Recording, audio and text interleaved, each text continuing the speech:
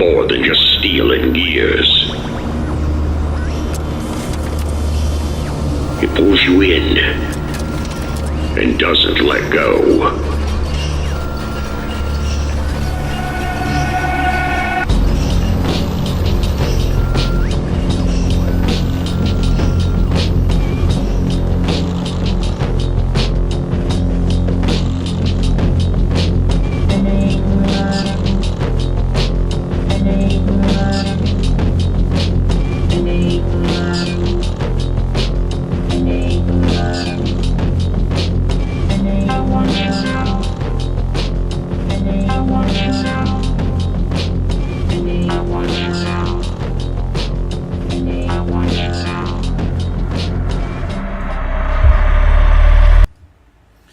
Hello. Welcome to the Carousel very special solo episode to discuss what is on everybody's mind, Cracker Barrel.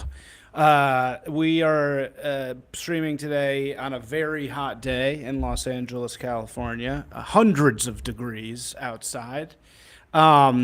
But we're nice and cozy inside Will Global Headquarters here to talk about the latest brand controversy, the new Bud Light Cracker Barrel. So, what is going on with Cracker Barrel? In case you've been living under a Twitter rock, Cracker Barrel just did a rebrand. And so this is the new Cracker Barrel logo. We'll get to who this woman on the left is in a second, this very goofy glasses-looking woman.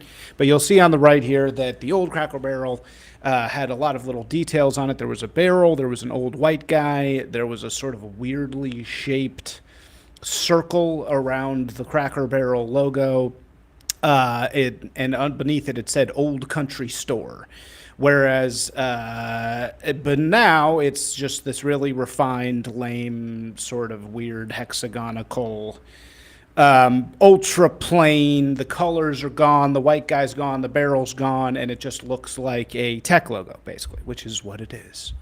And so everybody's, and then also inside the stores, so it wasn't just a pure rebrand of just the logo. Inside the stores also, they've pretty much refined everything. They've cut all the edges off. So inside there used to be this sort of cluttered vibe with lots of tchotchkes on the wall, like paddles and old pictures and fishing reels and little bits and bobs that were all over the walls of the Cracker Barrel.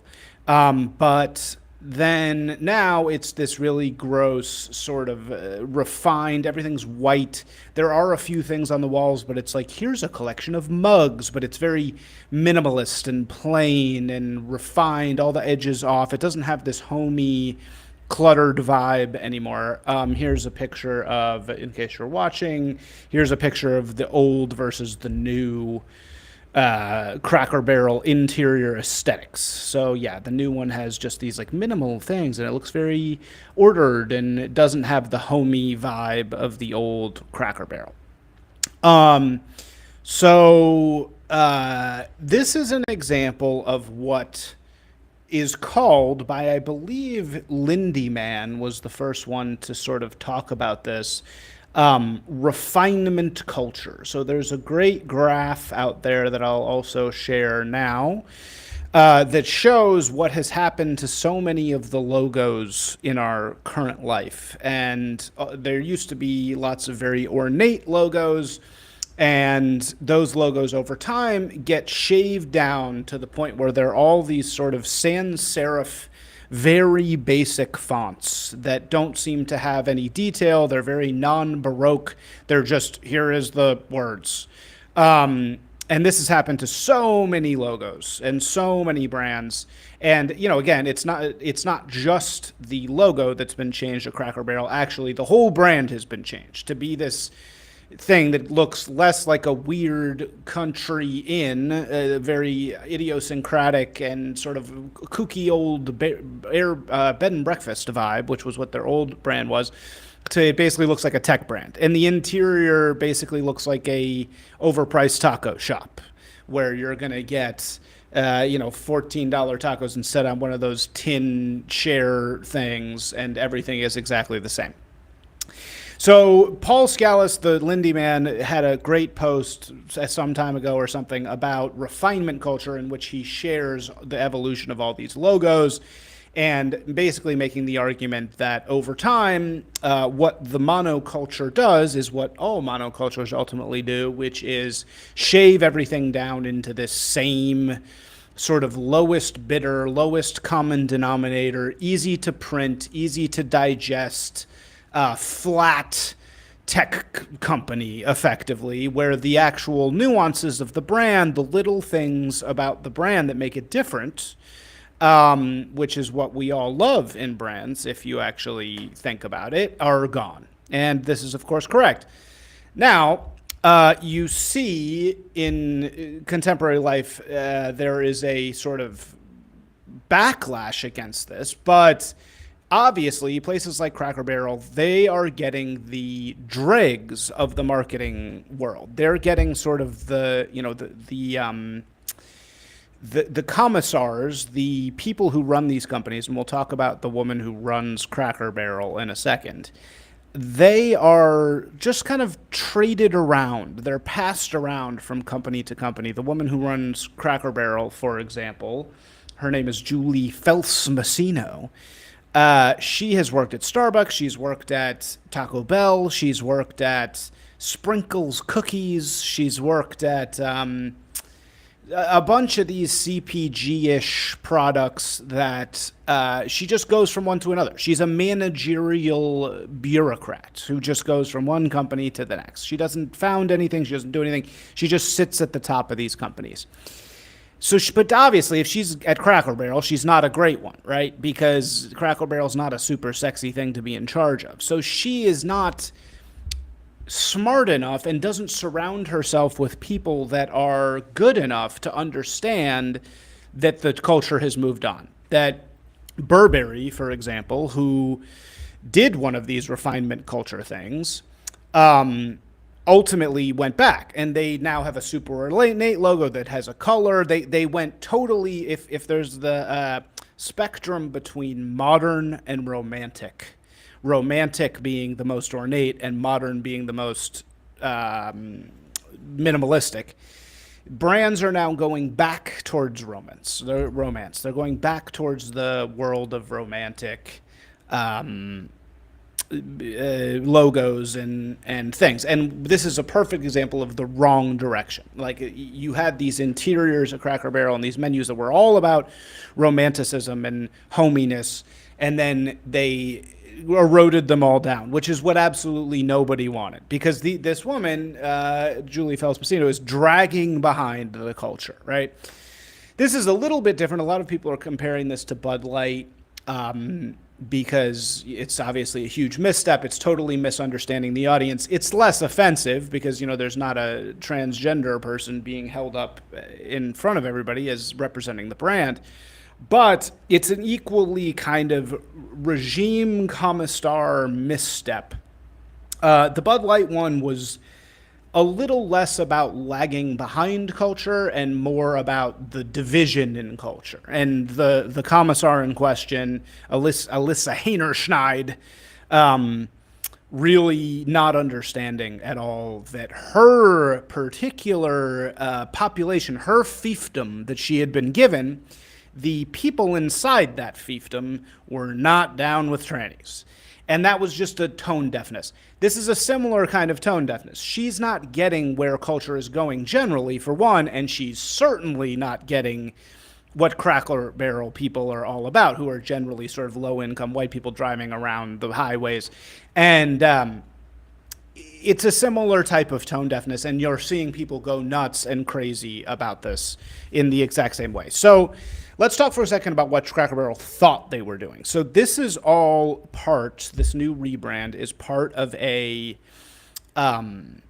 thing called All the More, which is just total bullshit. This is what a press release looks like when a brand is doing a new brand campaign, a rebranding campaign. So the press release reads, Cracker Barrel teams up with country music star Jordan Davis to invite guests to discover all the more this fall. And who knows what any of this means. It's just all marketing gobbledygook. And so the CMO of Cracker Barrel, who is Sarah Moore, says, "We believe in the goodness of country hospitality, a spirit that has always defined us. Our story hasn't changed. Our values haven't changed. With all the more, we're honoring our legacy while bringing fresh energy, thoughtful craftsmanship, and heartfelt hospitality to our guests this fall."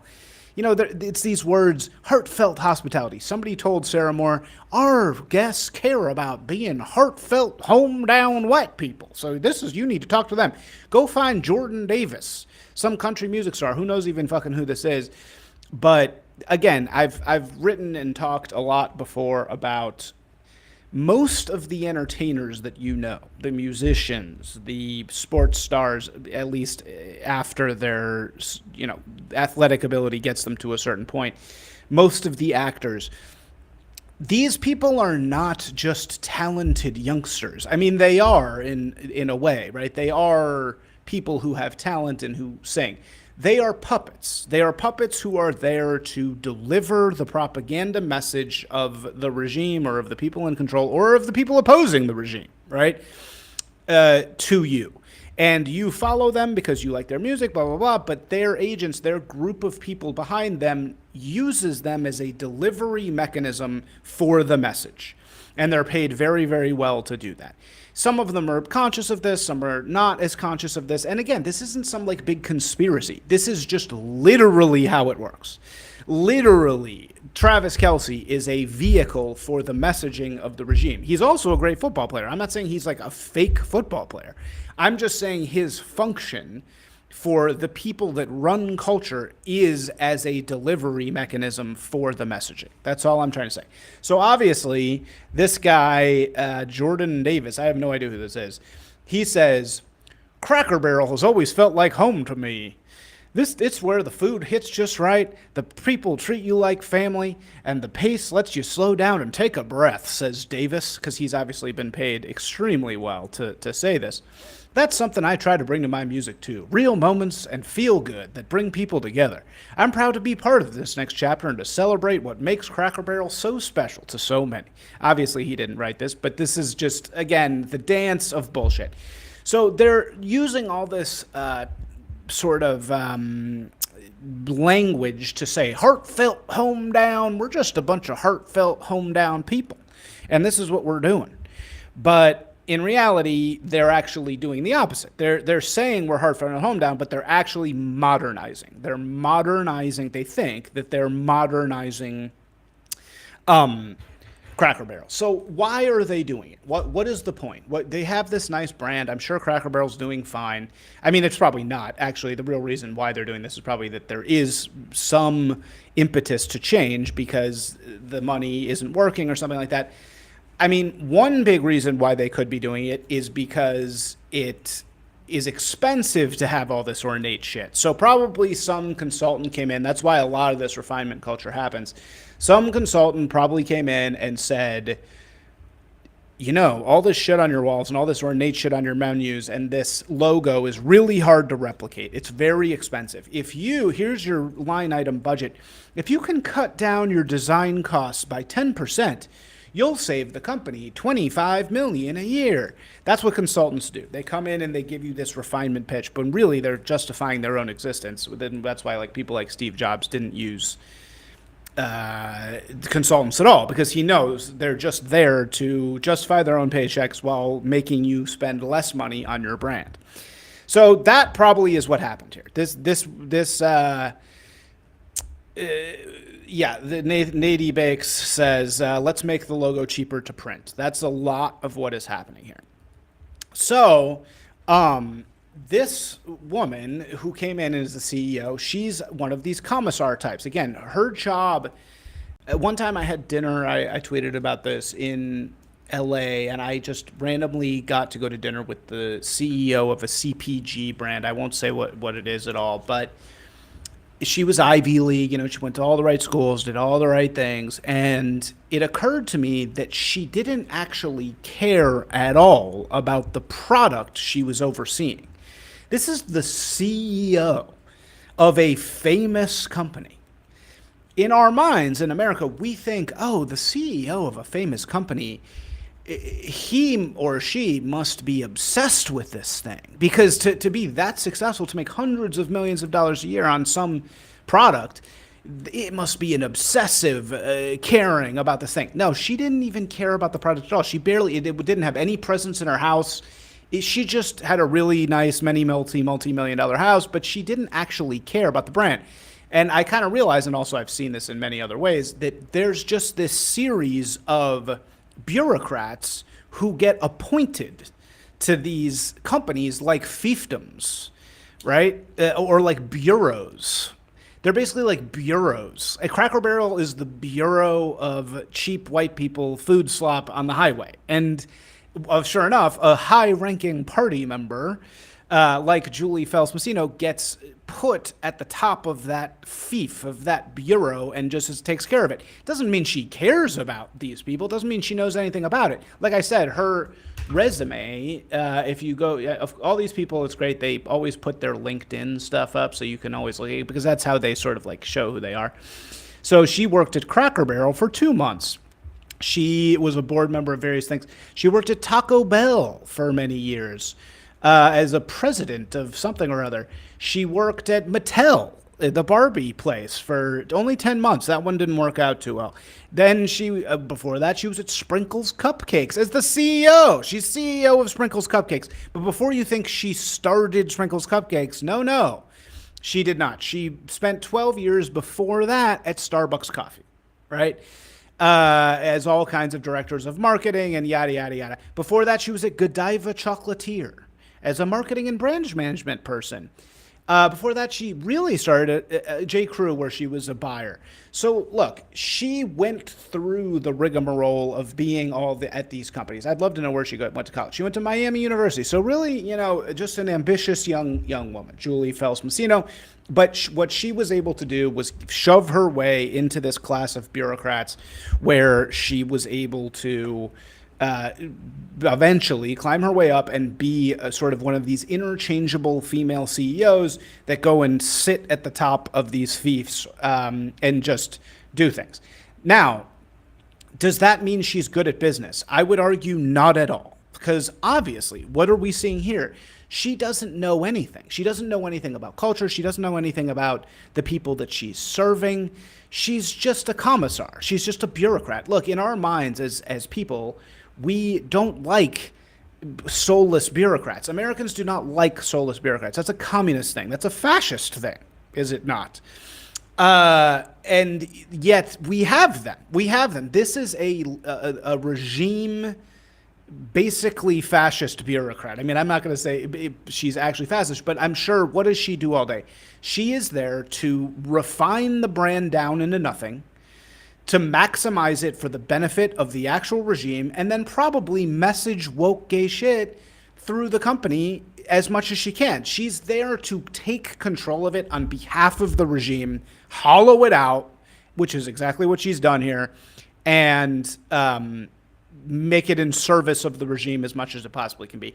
Now, again, if she'd simply been smarter, that's why I'm saying it's actually an incompetence thing. If she'd been a good commissar, she would have seen the writing on the wall, and she would have known, oh, no, I'm not going to try to save $25 million despite what McKinsey's telling me.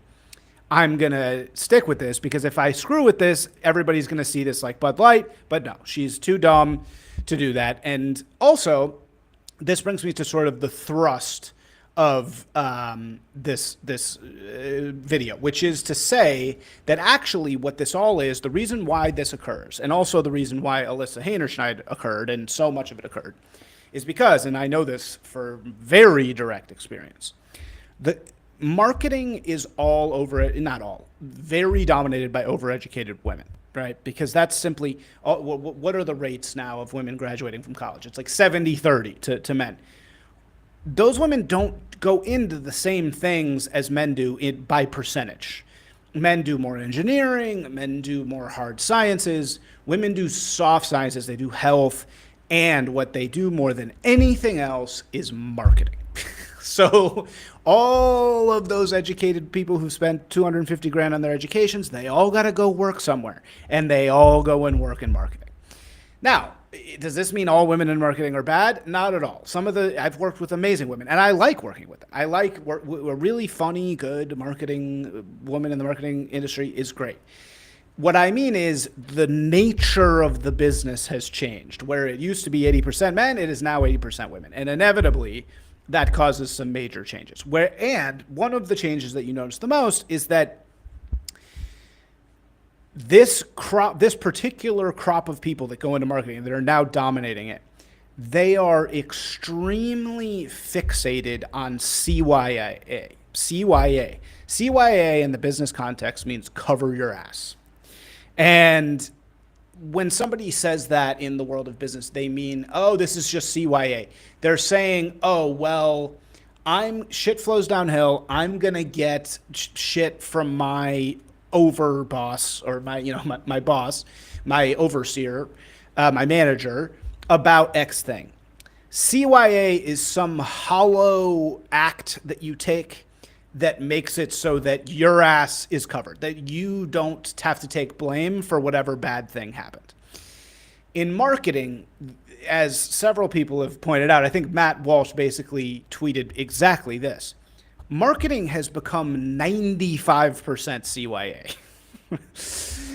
It's just layers and layers and layers of managers backing each other up, consultants backing them up, data people backing them up, creative agencies backing them up, all the way down so that no one is ever to blame, right? That's how a woman like this who's totally incompetent, or Alyssa Heinerscheid, that's how they rise so high, because the game they're playing is not results. The game they're playing is CYA. They're playing CYA all the way up, or all the way down. It's turtles all the way down. It's CYA all the way down. So that's how a woman like this can get so far, because she's a master of CYA. And I'm going to show in a second how this CYA happens in this exact case. But first, let's hear her doing what these bureaucrats do, which is, first of all, she's got this look that is perfectly, you can see exactly how she got where she is. She's cute. She's articulate. She's got big hipster glasses on. She looks young. She's dressed well. She has the look of, I'm creative enough to be the CEO of some kind of quick serve QSR restaurant, but I'm also very professional. She's the perfect act. She's an act. And here's what she has to say, lying to herself. I just want to play this because this is exactly the type of lies that when you're in the marketing sphere, you just hear this. You hear this thing on repeat all the time. Just all people lying to each other. And I'll say after this again what exactly I mean, but just listen. Honestly, the feedback's been overwhelmingly positive that people like what we're doing. I'll give you another soundbite. I actually happened to be in Orlando last week with all of our managers. We bring them together and every other year. And the number one question that I got asked, Michael, was, how can I get a remodel? When can I get a remodel? How do I get on the list? Oh, really? So because the feedback and the buzz is so good, not only from our customers, but from our team members. They want to work in a wonderful restaurant. So we're doing everything for our guests and our team members. Well, Julie Messino, it's wonderful to have you here. Pleasure to be here. Thank you for answering those questions for all the Cracker Barrel fans out there. There's a lot of great changes. Okay, God, man, they've gotten so bad at this. The regime has gotten so bad at their propaganda. So this is occurring on Good Morning America with Michael Strahan. Michael Strahan, the way that you get on Good Morning America to announce your ridiculous brand thing that it's not like she's on here defending her brand thing, the move. This happened to announce the move. So the way that you do that is a big publicity agency or PR company. They pay Good Morning America to get you on there to announce your brand move, right? So Cracker Barrel was clearly very excited about this. This is clearly like a wing and a prayer from Cracker Barrel, and they're probably saving a bunch of money in refinement. So they're like, all right, the consultants told us we saved $25 million. Let's spend $8 million on announcing the move, right? So they're like, all right, we're not just taking the full 25 million markdown without telling anybody. We care about our customers, so we're gonna go and do a campaign announcing the fact that we've refined the brand into nothing. So that's what she's trying to do here with Michael Strahan. And how much do they pay to get on Good Morning America? A fucking millions, lots and lots of money. And Michael Strahan has no fucking idea what is happening. He's just like, okay, what am I supposed to say about Cracker Barrel? I don't give a shit about this. And so, okay, so she announces the thing, right? But she's just saying, oh, all of my people who run my restaurants, they can't wait to get their hands on my new shitty branding. It's like, yeah, no shit, Julie. You think you're the CEO? That, of course they kiss your ass. You think that means that it's a successful rebrand? How about you listen to the customers? But of course she doesn't care about the customers. She's caring about the franchisees or whoever runs the restaurants. And she's like, we need the new redesign now. And it's like, yeah, no shit, dude. You're the fucking CEO. What do you think they're going to tell you? We hate it? Like, you're insane. So all of Julie's life is about putting people around her that tell her and CYA her, right? It's a whole vast business of CYA. And one of the things I just want to share is Matt Walsh did a good job. He dug up the 3 agencies that helped with this rebrand. So these 3 agencies I just want to show, they are designed, one, in a way to spread the message throughout the channels with which people consume things, which is mostly social media now, or Good Morning America, TV, whatever. I don't know if they're going to run TV ads, but Matt Walsh pointed out these agencies, and he said, wow, they used not 1, but 3 agencies to tell them how to guide them through this rebrand, and look at how badly it occurred. And he's exactly correct. So how exactly does this work? What is an agency? This is, Will, the agency that I run, is an agency. We, because I come from the main agency world, and everything about Will is designed to disrupt this terrible system. But agencies used to be, in the Mad Men era, they used to be basically the company that bought all of your media space. So your billboards, your print, your TV ads. And that was a huge spend. So say in the day of Mad Men, this is the 1960s, American Airlines in those days spent like $7 million a year on just the paid media spend, right? So in today's world, that's more like $1 billion.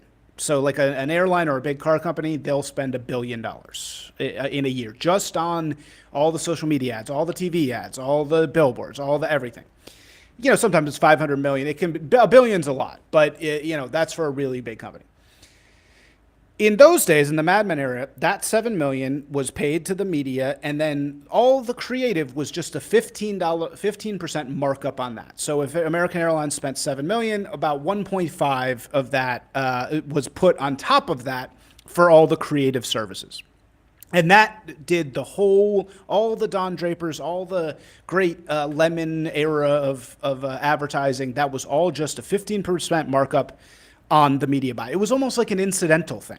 It was almost like, oh, well, you need to put something on the billboard. Let's mark it up 15% and make it good. But then that part of it, that creative part, ended up gobbling the rest of the thing, because it just became super important to be creatively ahead.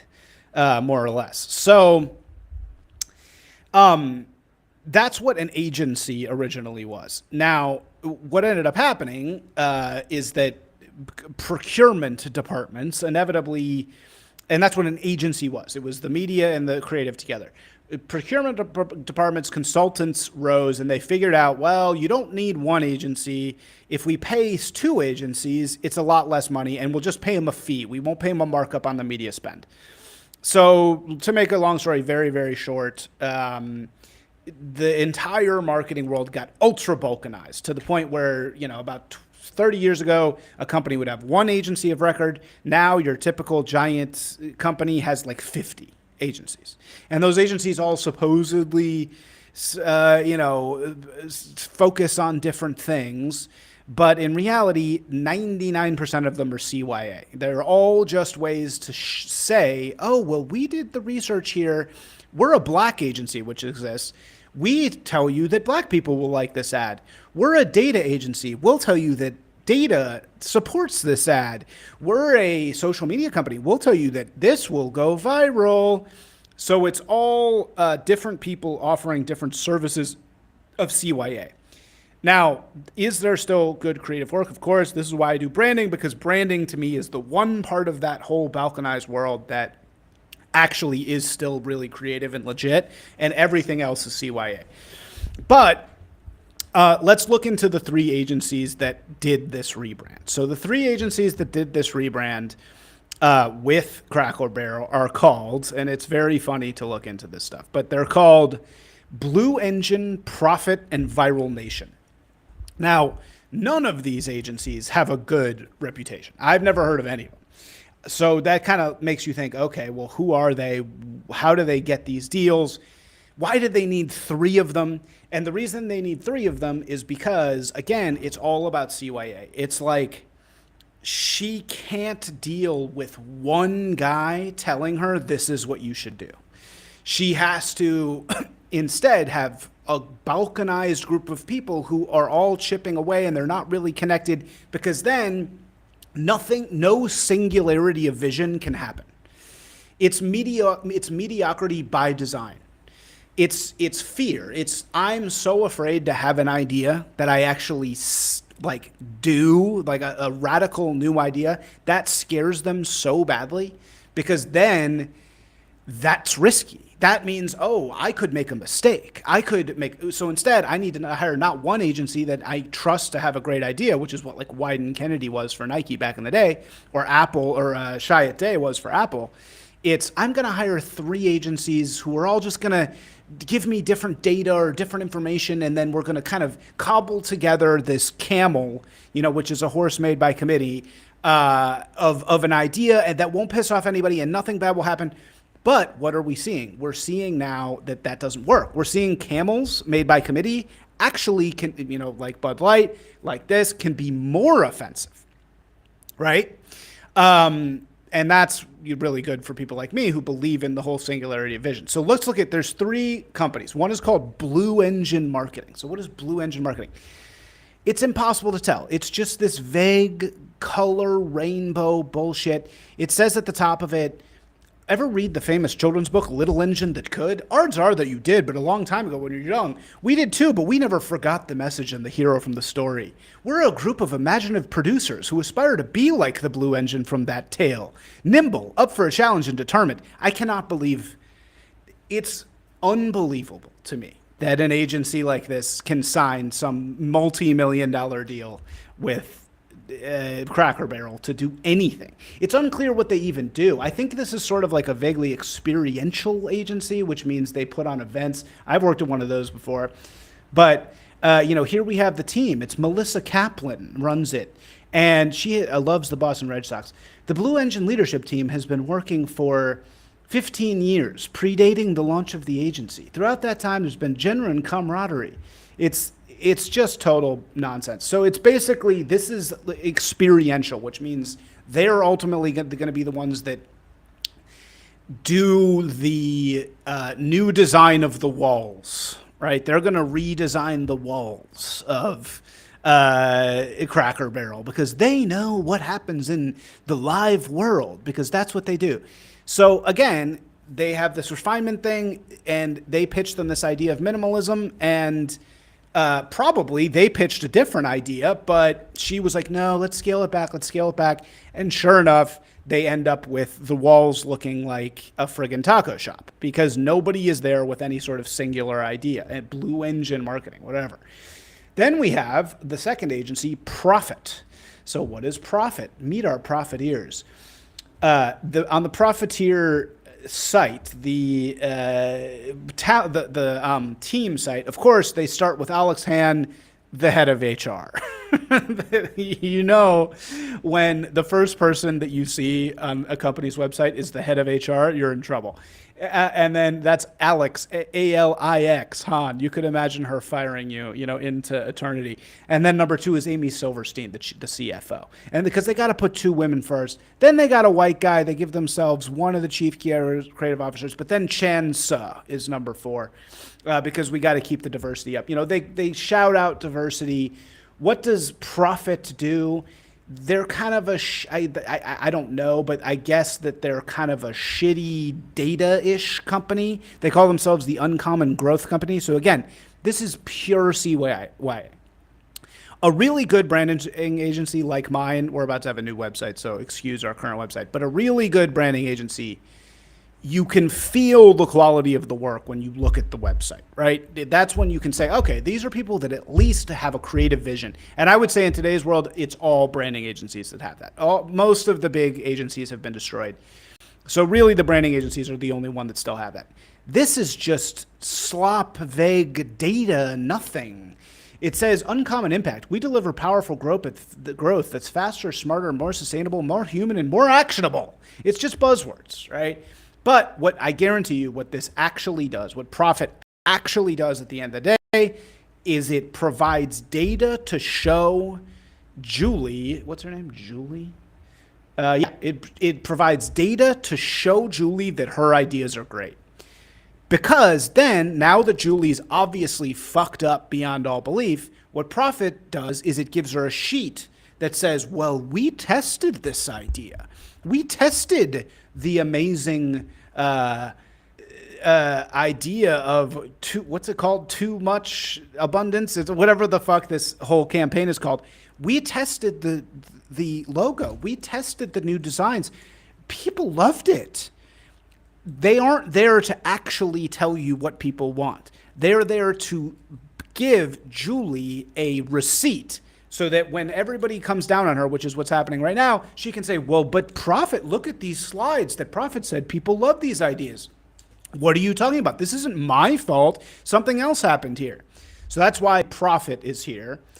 And then the third agency is called Viral Nation, which is another one of these things. But Viral Nation, I'm guessing, is going to... I also worked at a place just like this. This is basically a data-backed influencer marketing agency. So what that means is they also do a lot of CYA stuff in the sense that they're backing up which influencers they're using. This, I guarantee you, they connected them with this... the country singer, the Jordan guy. So they said, oh, well, Jordan is a perfect map to your messaging. He loves Cracker Barrel. You know, these are the people that tell Julie, who has no idea what blue-collar white people want, of course, what blue-collar white people want. She tells them which influencers they care about. And that's another thing that's all backed up by data. So with that, when inevitably this goes wrong, which it obviously did, she can go, well, look at Viral Nation's slides. Look at these slides that Viral Nation gave to me. They told me that this was going to work. They said that Jordan, the country singer, was the perfect delivery mechanism for this. I don't know what went wrong. And this is how she has crawled up to be, you know, an extremely powerful person in our world who gets to make decisions for, you know, a multi-million dollar company. She dictates what people put in their bodies in the provinces. She's gotten here by playing this game of CYA, and people get so confused about why this matters, why these things happen. How could she be so dumb? How could they be so bad at this? How could they not understand who their audience is so badly? And that's because they don't touch their audience at all. Alyssa Heinerscheid lived in an $8 million condo on Central Park West. She never interacted with people who drank Bud Light. She didn't know anything about it. She interacted with people who cared about trannies. So, of course, she brings that regime interest into her job as a commissar. And the thing is, until very recently, that worked perfectly. That survival instinct that Julie has had to cover her ass all the way up, to never make any real decisions, to just kind of manage. To manage in the word of, in the sense of the word of how are you doing? Well, I'm managing. She's managing. That's what these managers are. And their job is to cover their ass. Their job is not to create anything good. But as I have said before, it need not be this way. There was, in the 90s, many of us grew up in the 90s. This wasn't the way that it is. People took big marketing risks. People took huge risks on propaganda, on narrative, on products. Apple, everything during that era were people taking huge risks on not just the product, but on the way that they were spoken about. Taking huge risks not just on the selling of a widget, but on the taking responsibility for being a entity that feeds or clothes or houses the population of this country.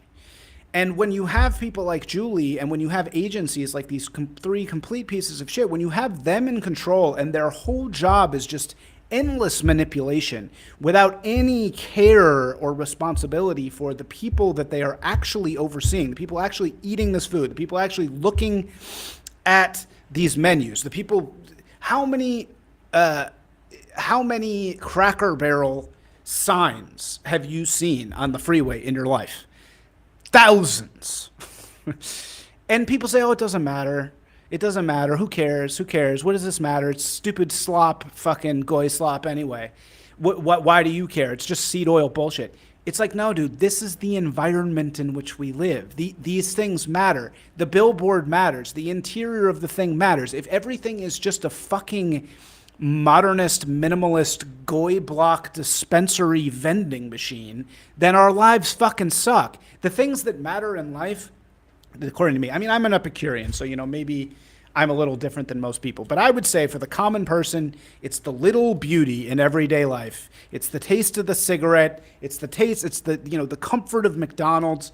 Those are the things that fucking matter in life, especially for the little people. So we, as the people who are in charge of delivering the message, want to be inspirational. We want to be beautiful. Think about Nike ads in the 90s. How those things inspired me immensely. Think about Apple, the brand. Think about how much that inspires people. It doesn't have to suck. The stuff does not have to suck. It only sucks because the managerial class has completely taken control, and they don't care. Their job is to alienate the customer for the benefit of the regime. Their job is not to actually care about the customer. And you see that more and more, and the consciousness of this matters more and more and more, because we live in a beehive. We live in a bug society. We live in a society of bug people and bug men, whether we like it or not. And when you live in a bug beehive, the signals that we're sending to each other matter so much more than they did before. And that means that the marketing funnel matters so much more. The reason why Bud Light was such a huge victory for us was not because it was a boycott. It wasn't a successful boycott. It was a marketing funnel misstep where Alicia Heinerscheid proved that she was totally disconnected from the people that she was supposed to be responsible for. And those people said, you know what? Fuck you. I'm not buying this shit anymore. And it was funny. It was like, okay, you're gay. You're gay if you drink Bud Light. Haha. And it was just when I call it the marketing funnel because the marketing funnel deals with the conscious decision of purchasing. So they're in the grocery store. They see Bud Light. They see Coors. They see Miller right next to each other. And all they need, because they're a bug now, because we're bugs, they need the slightest little signal, the slightest little peppercorn of opinion to point them away from that Bud Light. And that's exactly what happened. That is exactly what happened. And it destroyed the brand. Market share went from first to fourth, total destruction. Now Cracker Barrel's doing the same thing. Jaguar did the same thing. It's absolute misunderstanding and making the funnel unsuitable to the people that exist in that funnel. And people say that's cynical. They'll say, well, you're saying that it's all just commercial, and you're saying that it's not horrible that Jaguar and Bud Light are being gay, and blah, blah, blah. I'm not saying that it's not bad that they're forwarding that agenda, but it is a symptom, not an intentional thing. They're not forwarding the gay agenda because they want to forward the gay agenda. They do, right? And it's in the regime's interest to forward the gay agenda. So that's why there's a vacuum where that can happen. But the real reason it happens is tone deafness. It happens because these people are in a CYA prison and they can't see outside of it.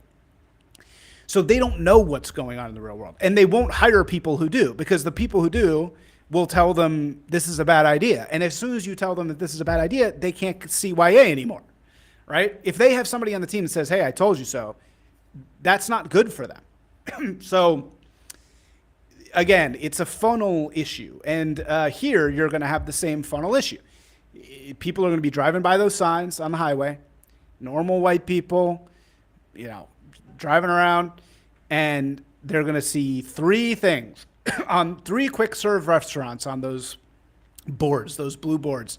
And now it's going to be just like Bud Light marketing funnel. They're going to have a little peppercorn of opinion in their head and a little bit of, they see the ugliness of this new logo, and they're going to think, well, I'll just go to the other thing.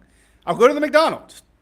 I'll go to the Chipotle. I'll go to the other thing on that billboard, the other slop dispensary that didn't take a cool white guy off the logo, that didn't make it look like a taco stand inside here.